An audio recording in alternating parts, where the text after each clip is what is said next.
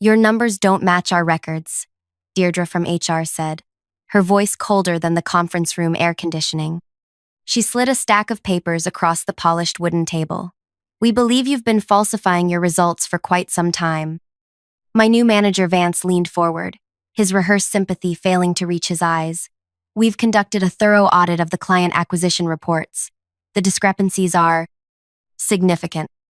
I stared at the termination papers, the black text blurring as my heart hammered against my ribs. 6 years. 6 years of early mornings and late nights, of canceled plans and missed family gatherings, of building something from nothing. Sign this and leave quietly, Deirdre continued, uncapping an expensive pen and placing it beside the document. We're prepared to offer 2 weeks severance if you cooperate. The conference room fell silent, except for the soft hum of the ventilation system. Vance's wedding ring clinked against his water glass as he shifted uncomfortably. Deirdre's expression remained unchanged, practiced in the art of dismantling careers. I took a deep breath and felt my shoulders relax. Then I smiled. Before I do, I said, pulling out my phone, let me show you something interesting. The confusion on their faces was just the beginning of what would become my sweetest professional moment. My name is Eliza Moreno, I'm 34, and until that morning, I was the senior client relationship manager at a prestigious financial services firm that I won't name for obvious reasons. I'm the daughter of a public school teacher who lost everything in a workplace dispute without proof, and I learned early that in corporate America, documentation isn't just important, it's survival. Let me pause for a moment. Before I go any further, could you please take a few seconds to tell me in the comments where you are watching from? I want to know my story reached you, whether you're in Seattle or Singapore or somewhere in between. And also like and subscribe for more stories like this one, because trust me, corporate America is full of them. So there I was, sitting across from two people who thought they had all the power, who believed I would crumble and disappear. The termination papers waited for my signature, my surrender. Instead, I opened my email app and turned my phone toward them. 3 months ago, I noticed something odd. I explained, scrolling through a carefully organized folder. The numbers I was submitting weren't matching what appeared in the system later. At first, I thought it might be a glitch. Vance's expression shifted subtly. His left eye twitched. Being the detail-oriented person I am, I'd been blind copying my daily client reports to my personal email account for years. Just a habit I developed after watching my mother lose everything in a similar situation. Deirdre crossed her arms. Sending company data to personal accounts violates our Information Security Policy, Section 4.3. I finished for her, which has an exception for personal work logs maintained by employees for performance review purposes. I checked with legal when I started doing it. I pulled up a spreadsheet on my phone and placed it on the table.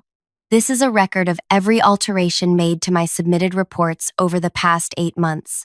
The pattern is fascinating.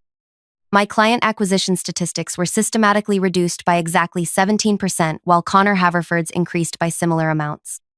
Connor, my former colleague who'd been promoted over me 3 months ago despite having half my experience and client success rate. Connor, who played golf with Vance every Sunday.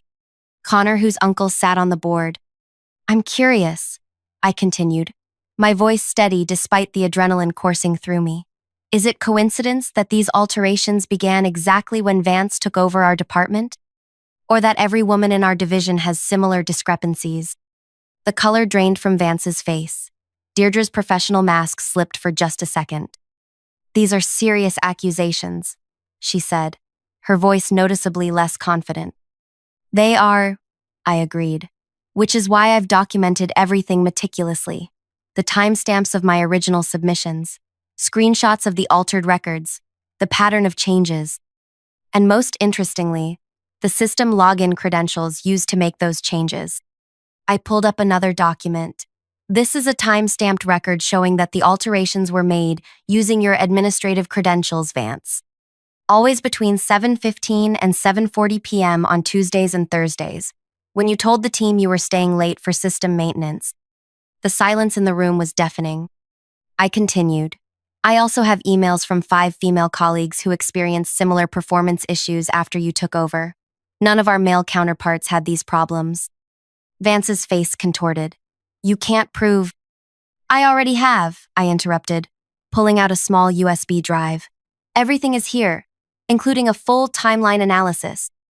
I sent copies to Marissa Chenot in the ethics office and Arthur Westman in legal 30 minutes ago.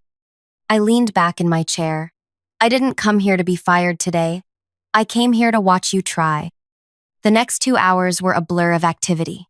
Arthur from legal appeared, grim-faced and clutching a folder. Marissa from ethics brought her assistant who took notes frantically. The regional director joined by video call, his weekend interrupted by what was quickly becoming a major situation. I sat through it all, answering questions calmly, presenting evidence methodically. The weight of 6 years of hard work, of doubting myself when my numbers didn't match my results, of watching less qualified men advance while I stagnated. It all crystallized into this moment of perfect clarity.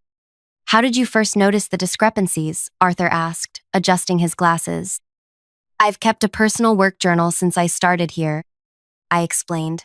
Every client, every interaction, every outcome. When my quarterly reviews showed numbers below my targets despite what I knew I'd achieved, I started investigating. And you believe this was deliberate manipulation to justify promoting Mr. Haverford instead of you? Marissa clarified. The evidence suggests it wasn't just me, I replied. Tanya in healthcare accounts, Zoe in retirement services, Imani in estate planning, and Rebecca in commercial lending all experienced similar performance issues under Vance's management. All were passed over for promotions that went to men with objectively inferior results. The regional director's voice came through the speaker. Ms. Moreno, on behalf of the company, I want to apologize for what appears to be a serious breach of our values. We'll be conducting a full investigation. I nodded, but knew corporate speak when I heard it.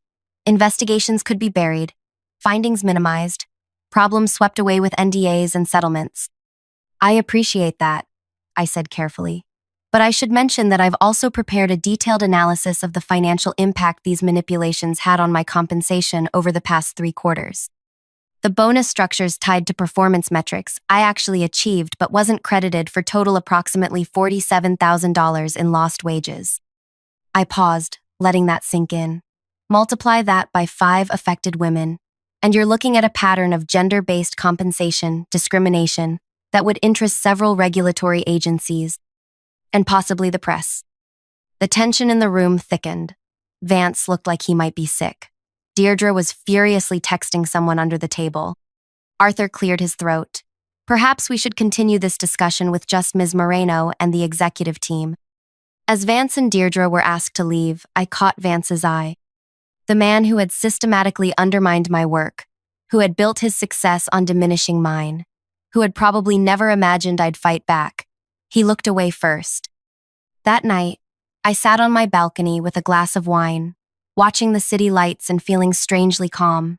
My phone buzzed constantly with messages from colleagues who had heard rumors. I answered none of them. This moment was mine, and I wanted to savor the stillness before the storm that would follow. Monday morning arrived with a different energy. Security met me in the lobby, but instead of escorting me out, they took me to the executive floor, a place I'd visited exactly twice in 6 years. The CEO, Lorraine Templeton, was waiting in her office. Unlike most of the executive suite, her space was minimal and practical. No mahogany pretensions or walls of vanity awards. She gestured to a chair across from her desk. Ms. Moreno, she said, studying me with sharp eyes. I've spent my weekend reviewing your evidence. It's compelling. I sat silently, waiting. I built this company to be different, she continued, to value performance over politics, to reward results regardless of gender or background. She sighed heavily. Clearly, I've failed to ensure those values reached every corner of our organization.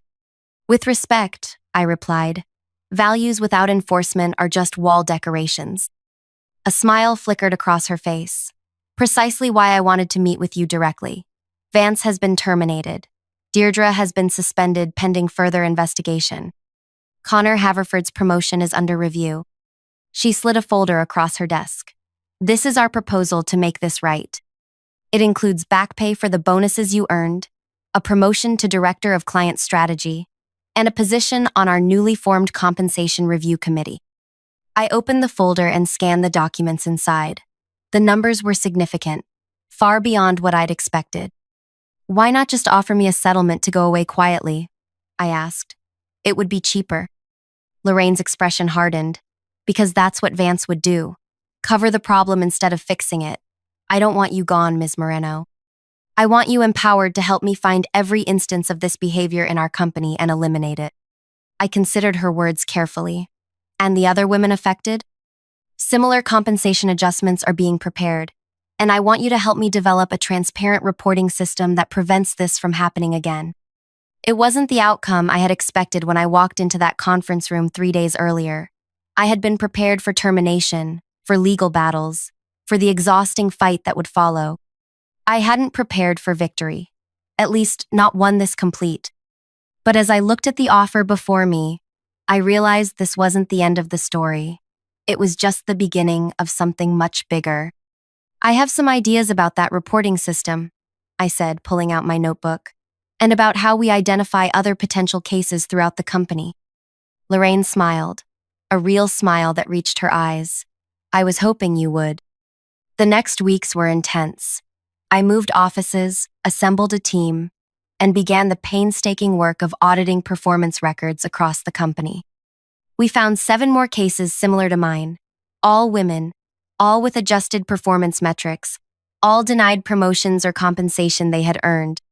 Connor Haverford resigned before his review was completed. Rumor had it he'd already accepted a position at a competitor. I wondered if he'd taken his manipulative practices with him, or if being exposed had taught him something. I found I didn't much care either way. The system we built was elegant in its simplicity. Performance metrics would now be recorded in a blockchain-style database that tracked every change, who made it, when, and why. Employees would receive automatic notifications of any adjustments to their records. Quarterly audits would scan for patterns of alteration targeting specific groups. One afternoon, as I was reviewing the implementation plan, Tanya from Healthcare Accounts stopped by my new office. "I never thought anyone would believe us," she said quietly. "I almost gave up and left last year when my numbers kept coming in low despite everything I was doing." "I know the feeling," I replied. "For months I thought I was going crazy, questioning my own work, my own memory." "How did you find the courage to fight back?" she asked.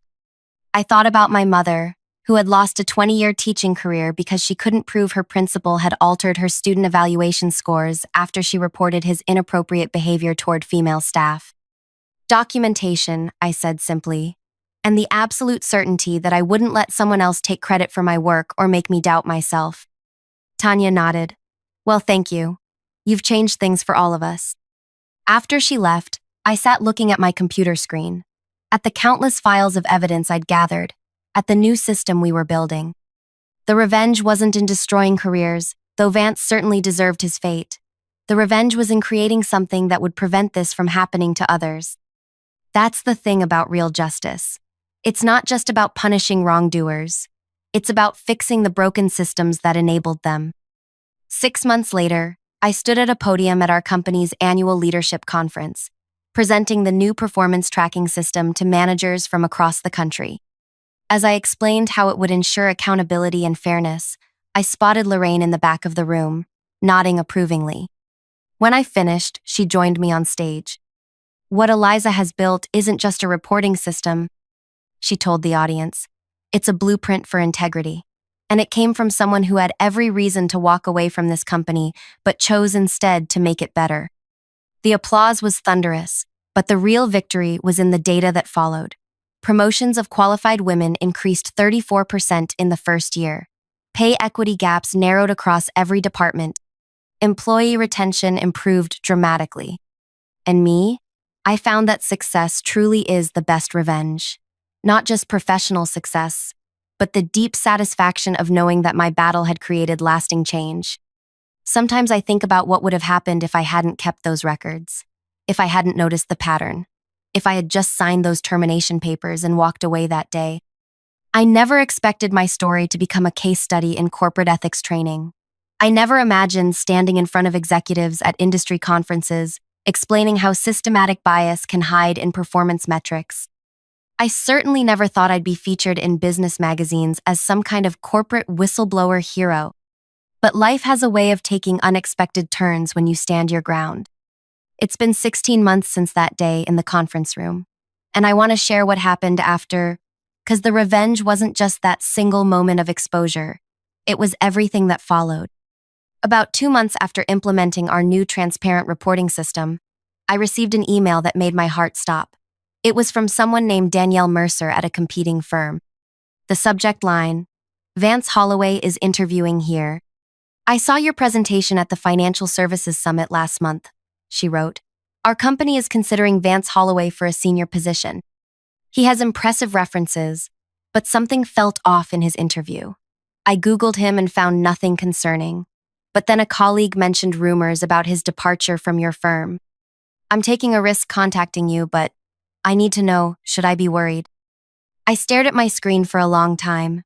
Vance had been quietly terminated with a separation agreement that included non-disparagement clauses. The company had chosen not to pursue further action against him, focusing instead on fixing our internal systems. I was bound by the same confidentiality provisions as everyone else. What would justice look like in this moment? Revenge would be easy. I could forward all my evidence to Danielle and watch Vance's career opportunities crumble. It would feel good, knowing he couldn't just slide into another position where he might repeat his behavior. Instead, I called our legal department. "I need guidance," I told Arthur Westman. "I've been contacted by someone at a competing firm about Vance. What are my obligations here?" Arthur was silent for a moment. "Legally, the non-disparagement clause limits what you can say, but there's a moral question that goes beyond legal obligations," he said carefully. "If we know someone has a pattern of harmful behavior and we say nothing, are we complicit in future harm?" That conversation led to an emergency meeting with Lorraine and the executive team. After 3 hours of debate about legal exposure versus ethical responsibility, we drafted a carefully worded response that Lorraine would deliver personally by phone, not in writing. I never learned exactly what she said to Danielle's CEO, but I did receive another email from Danielle 2 weeks later. "Thank you. We've gone in another direction with that position. Your company's handling of this situation was both ethical and professional." That night, I sat on my balcony again, thinking about circles of accountability, about how systems protect people like Vance until someone disrupts them, about how revenge isn't always about destruction. Sometimes it's about prevention. The next challenge came from an unexpected direction: my colleagues. While many supported me, others grew resentful of the changes. The new transparency system meant everyone's performance was visible. No more hiding mediocre results behind office politics or personal connections. No more taking credit for others' work. Noah from the trading desk cornered me in the break room one morning. "Your little justice crusade has turned this place into a surveillance state," he said, his voice low but intense. "Some of us were doing just fine before you decided to play corporate watchdog." I measured my response carefully. Transparency isn't surveillance, Noah. It's accountability. "Easy for you to say when you're the one who designed the system," he replied. "Word is you're just currying favor with Lorraine to fast-track your own career." I felt heat rise to my face but kept my expression neutral. The system treats everyone equally. If you're doing your job well, you have nothing to worry about. He leaned closer. "You've made enemies, Eliza. More than you know." As he walked away, I realized revenge has consequences beyond its intended target. By exposing Vance and changing our systems, I disrupted a power structure that benefited more people than just him. People who were now watching me closely, waiting for me to fail. And fail I did, spectacularly. 3 months later, we were pitching to secure the Jenkins account, a potential client worth millions in annual revenue. I'd worked nights and weekends preparing our presentation, analyzing their portfolio needs, customizing our service offerings. This was my first major pitch since my promotion, and everyone was watching. The morning of the presentation, I woke to find my carefully prepared slides had been altered overnight. Key data points were wrong. Financial projections were miscalculated. Client-specific references had been replaced with generic language. Someone had accessed my presentation after hours and sabotaged it. My first instinct was panic. The Jenkins team would be in our office in 2 hours. There wasn't time to reconstruct everything from scratch. Then I remembered. Our new system tracked everything, including document revisions. I called our IT security team, who confirmed my suspicions. My presentation had been accessed at 11:42 p.m. using Noah's credentials. Every change was logged in the system, every deletion, every alteration, every replacement. When Noah strolled into the office at 8:30, he found me waiting with Arthur from legal and Rita from IT security. "Interesting evening work you did last night," I said calmly. The color drained from his face as Rita outlined the evidence. Arthur explained the severity of the violation, not just company policy, but potentially laws regarding corporate sabotage and interference with business relationships. "You have 30 minutes to clean out your desk," Arthur told him. "Security will escort you out." As Noah stood to leave, his shock transformed into something uglier. "This isn't over, Eliza. People like you don't last in this industry. You think you've won, but you've just painted a target on your back." After he left, I had exactly 90 minutes to salvage my presentation. With help from my team, we restored the correct data from backups and rebuilt what we couldn't recover. The pitch went forward, not perfectly, but well enough that the Jenkins team signed with us the following week. That evening, Lorraine called me into her office. "You've stirred up a hornet's nest," she said without preamble. "Noah wasn't acting alone. He has friends in executive positions at 3 competitor firms. They've been reaching out to our clients, spreading rumors about instability in our leadership." My stomach tightened. I never wanted to create problems for the company. "You didn't create the problems, Eliza. You exposed them." Lorraine tapped her pen against her desk. "But now we need to decide how to respond." What followed was the most challenging 6 months of my career. The revenge I'd sought against one man had evolved into something much larger, a fundamental restructuring of power dynamics that had been in place for decades. Several clients did leave, citing concerns about recent changes in management. 2 board members who had been close with Vance resigned in protest over what they called excessive transparency measures. Our stock price dipped temporarily as market analysts questioned our internal stability. I began to doubt myself. Had my pursuit of justice gone too far? Had my desire for revenge against Vance inadvertently damaged the livelihoods of hundreds of innocent employees? One evening, as I was working late, Imani from estate planning knocked on my door.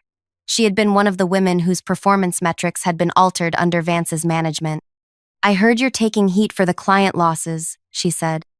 I nodded, too tired to pretend everything was fine. "I wanted you to see this." She handed me a folder. Inside was a report showing that while we had lost 7 clients in the corporate exodus, her division had gained 12 new ones in the same period. And it's not just estate planning.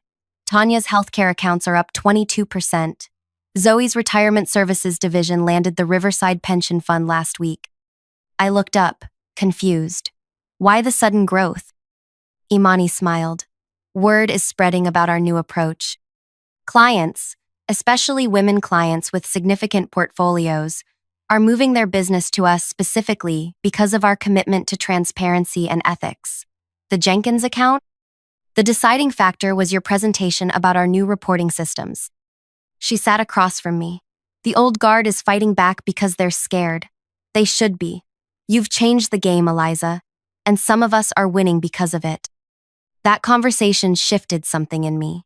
I stopped seeing myself as someone who had disrupted the company and started recognizing that I was helping rebuild it. Stronger, fairer, more sustainable. The next quarter's results proved Imani right. While we had lost some traditional corporate clients, we had gained significant new business in areas where we had previously struggled to compete. Our client diversity improved dramatically. Employee retention among women and minority staff reached record highs. And then came the day I'd been both anticipating and dreading. 9 months after his termination, Vance Holloway filed a wrongful dismissal lawsuit against the company and against me personally. His legal claim alleged that I had manufactured evidence to orchestrate his dismissal, and engaged in a vindictive campaign to destroy his professional reputation. He was seeking $3.8 million in damages. When I read the lawsuit, something unexpected happened. Instead of fear or anger, I felt a strange sense of calm. This was Vance's last desperate attempt to rewrite history, to position himself as the victim rather than the perpetrator. Our legal team was confident. His case has no merit, Arthur assured me. Our documentation is impeccable. The system logs can't be altered retroactively. Multiple witnesses have corroborated your account. But lawsuits are draining, even when you're in the right. For the next 3 months, I sat through depositions where Vance's attorneys questioned my motives, my methods, my mental state. They painted me as an ambitious employee who had fabricated evidence to advance my career at Vance's expense. During a particularly grueling session, Vance himself was present. As his lawyer pressed me about why I had begun documenting my work so meticulously, I looked directly at Vance. I learned it from my mother, I said. She was a public school teacher for 20 years.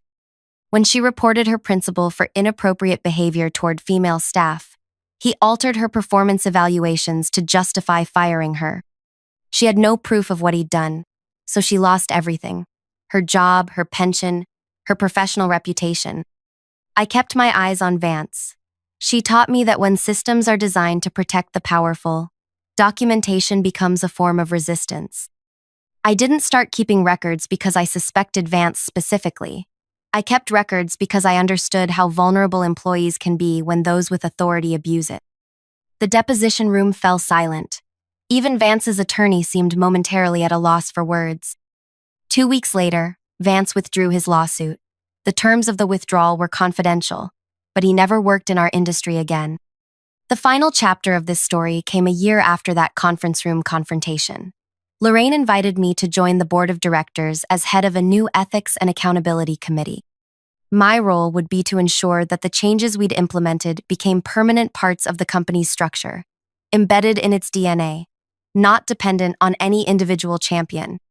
At my first board meeting, I proposed something radical: publishing our internal accountability metrics externally, sharing with clients, investors, and regulators exactly how we measured performance, how we ensured fairness in promotion and compensation, how we addressed discrepancies when they appeared. Transparency shouldn't stop at our walls, I argued.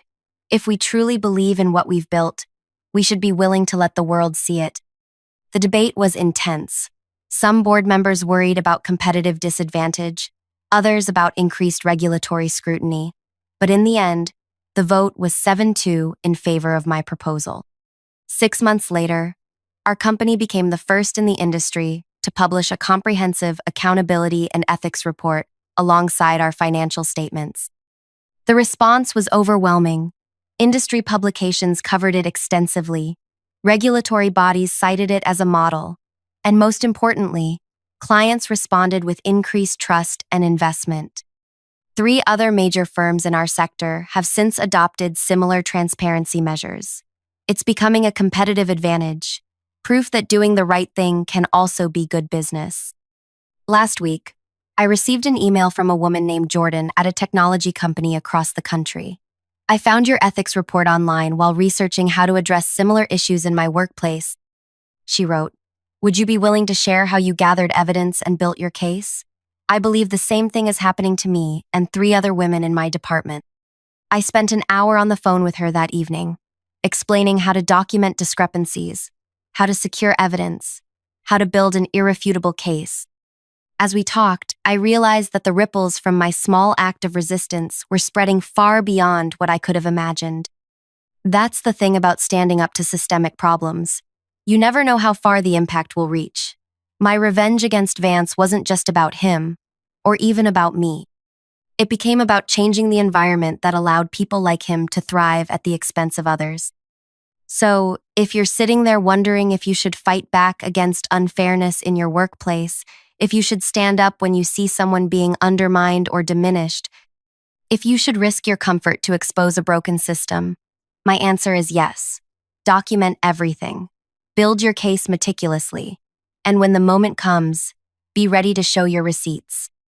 Because sometimes the most powerful revenge isn't destroying your enemies. It's transforming the world that empowered them. If my story resonated with you, please hit the like button.